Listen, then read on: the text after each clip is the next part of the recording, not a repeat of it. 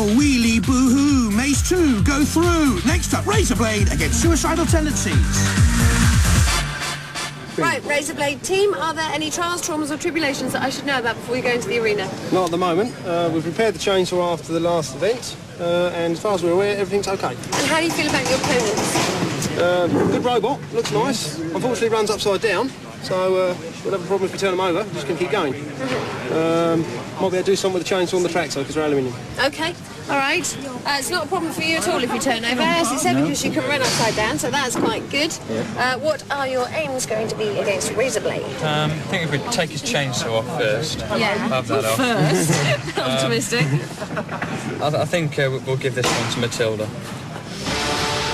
And hoisted to their lofty position for control, the teams from Raizer Blade and Suicidal Tendencies. Roboteers, stand by. Suicidal Tendencies, Andrew Jeffrey, Martin Jeffrey, his brother, and Charles Binns.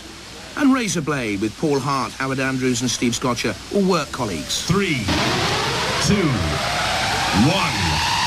activate. Just to remind you, Raizer Blade earlier on got rid of Red Dragon, and Suicidal Tendencies beat forklifts when Killalot destroyed its enemy. The main weaponry for Raizer Blade, that hydraulic lift in the front, and of course the chainsaw at the back.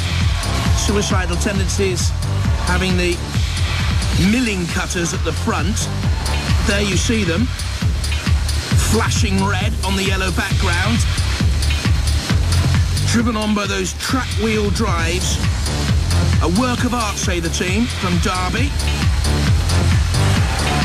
The side motor panel looks to be a little bit vulnerable, I think, on Raizer Blade. There you can see it there. Oh, and immediately Suicidal Tendencies driving at that side panel.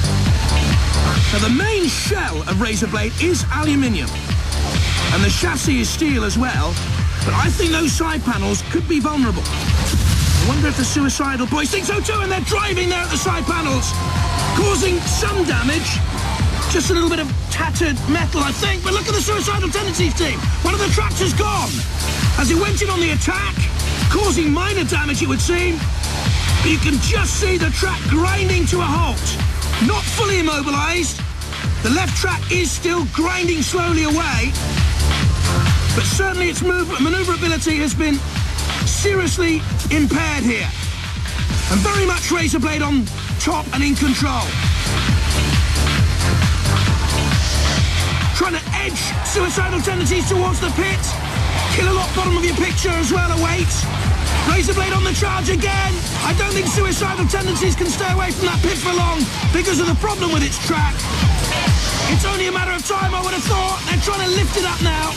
Suicidal Tendencies hanging on. Very low ground clearance, only 35 millimetres. The mill cutter's saying, stay away from me, otherwise I'll cause you damage as well. Well, they're doing a brilliant job. Oh, my goodness me! Raizer Blade has driven itself onto the verge of the pit. What a turn-up this is! Completely in control, and Raizer Blade in real problems here now. And Suicidal Tendencies, almost down and out, can suddenly go on and win it.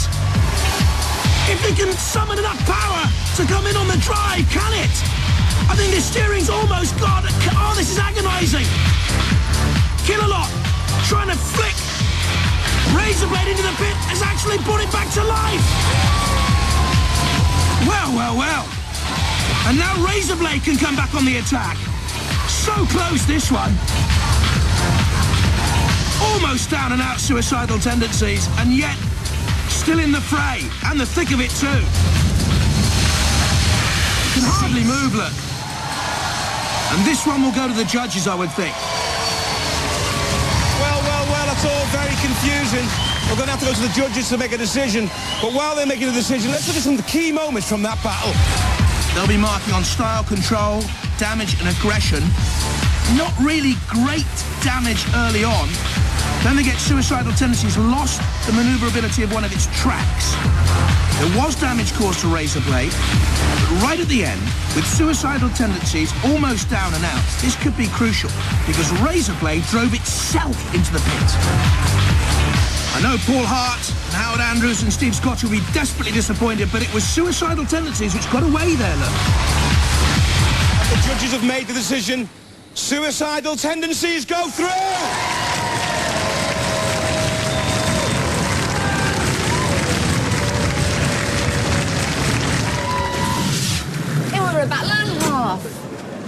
Yeah, we enjoyed it. It was full of twists and turns, and no one knew which direction it would take. Yeah, a little bit disappointed. But, yeah. Yes. Well, we don't I think we all appeal. Stewards in glory. Because You see, this is what I was going to... I thought if we you had might tried to say push them in the this. pit, if we'd have just left them and drove around, we'd have won. Yes. But we tried to get them in the pit, make a bit of a game of it. Yes. And we, unfortunately, we knocked Ended up in the pit. If Killalot had got us out earlier, we wouldn't have been disqualified because... Oh, but did Killalot mean to get you out? Yes, of course he did. He's our mate. I think you know probably what they're saying. Well, if they're stupid enough to charge at a robot that's sat by the pit, that can only drive on one mode, but no, it was a good fight, it really was good, we enjoyed it.